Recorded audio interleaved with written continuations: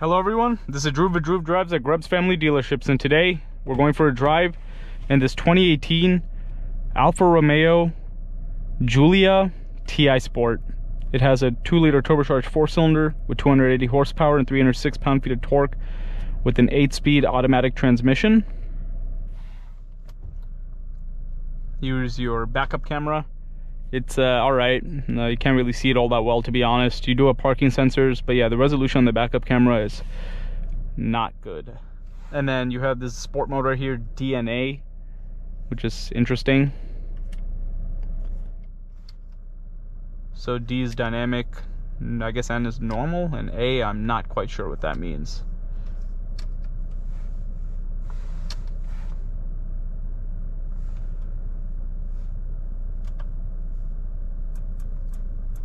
And I guess you have built-in navigation. Yeah, the infotainment system is kind of small. It's really hard to really see it. But what is cool about these Alfa Romeos is the start-stop engine is on, button is on the steering wheel like a Ferrari. You also have column-mounted shift paddles, which are really high quality and look awesome. I love column-mounted shift paddles. Not many cars have those. You have a heated steering wheel, heated seats, which is nice. No ventilated seats. And this is similar to the shifter you'll find in some Maseratis. So is that poor resolution backup camera. That's just how they all are, I guess. Let's go for a quick walk around on this Alfa Romeo. It's a red one. You have red brakes. Those look like the Quadrifoglio wheels. And it says Veloce on it. Heated rear seats. You have dual outlet exhausts. And here's the trunk. It says Q2, I guess that means rear wheel drive. Q4 means all wheel drive, if I'm not mistaken, on these. And the seats are kind of stiff, to be honest. They're really stiff. Once again, similar to the Maserati Ghibli, like not very comfortable seats. This is definitely on the sportier side. It's not that comfortable to sit in. You have to be really used to like sporty seats if you're gonna, you know, daily drive this thing. Or you'd have to like seats like this.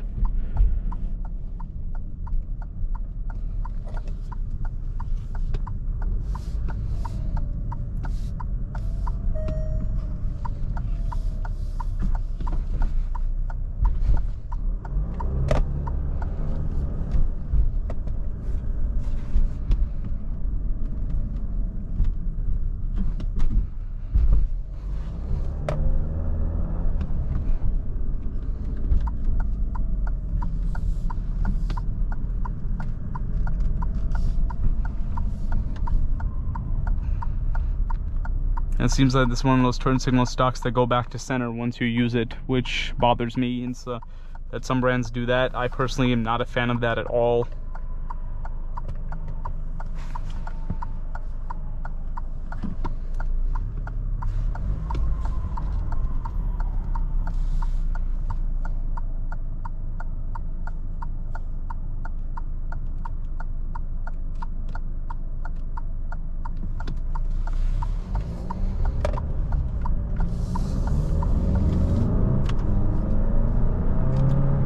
Man, I love those column-mounted shift paddles. They feel great. I wish more cars had them. They're so awesome.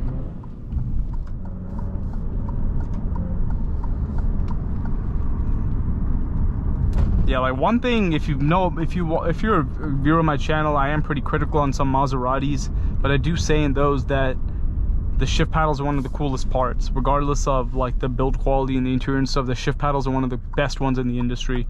Like these are no exception. They're really nice. Really high quality metal shift paddles.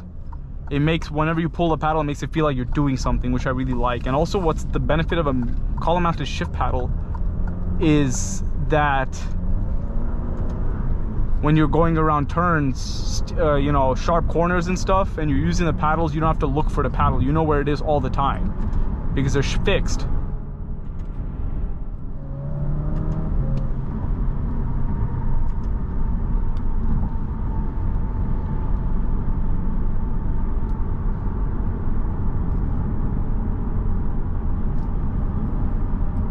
Yeah, look at that noise. Metal. I love it. It just makes the whole driving experience more fun. Oh, this is cool. This car has a feature where if you just hold down the paddle, it'll downshift to the lowest available gear. You don't really see that in many cars. That is awesome. Even a lot of high performance vehicles don't have that feature. I'm impressed that this car has that. So yeah, I mean, yeah, drives pretty good. Car is decently quick. 280 horsepower is not bad at all. I love the shift paddles. Handling, seems to be, the suspension seems to be pretty wired. It's nice. But the seats, once again, are really, really uncomfortable for me.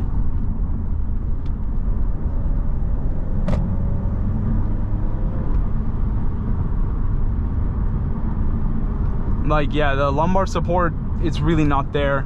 And then, like, it feels like I'm sitting, it doesn't feel like leather. It just feels, it's just, the leather's hard to touch. Like, when I'm pushing on it right now, it's hard. There's no softness to it at all. It feels like I'm sitting in a plastic seat wrapped in leather. That's what it feels like to me. When you have leather seats, you would want it to kind of be smooth, right? Or not smooth, soft.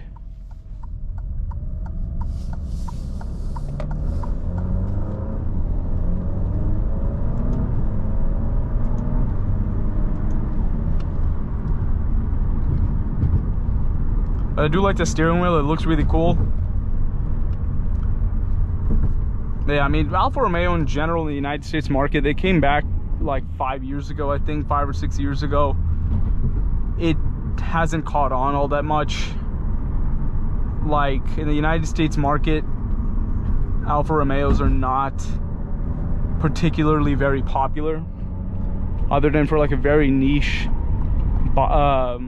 set of enthusiasts. I mean, I think they only have 2 models. No, they released another one. They just have the Giulia, the Stelvio, and then something called the Tonale, I think. And then the Giulia and Stelvio designs have been out since like 2018, 17, whenever it came out. Again, it hasn't changed all that much. All they did was just change the headlights a little bit and stuff like that. But yeah, honestly, this car though, if you really like sporty small sedans, you will like this one. I really want to drive the Alfa Romeo Giulia Quadrifoglio one day. I've never driven one of those, and I've heard they're insane with the kind of power that they have, and they're really fun to drive, is what I heard. I would definitely like to drive that car. Yeah, I mean, yeah, the drive is pretty good in this, other than the seat comfort. But if you're used to it, like really hard seats, you probably wouldn't have much of an issue with it. But I would prefer softer seats, to be honest with you. But that's just me. And yeah, blind spots are decent.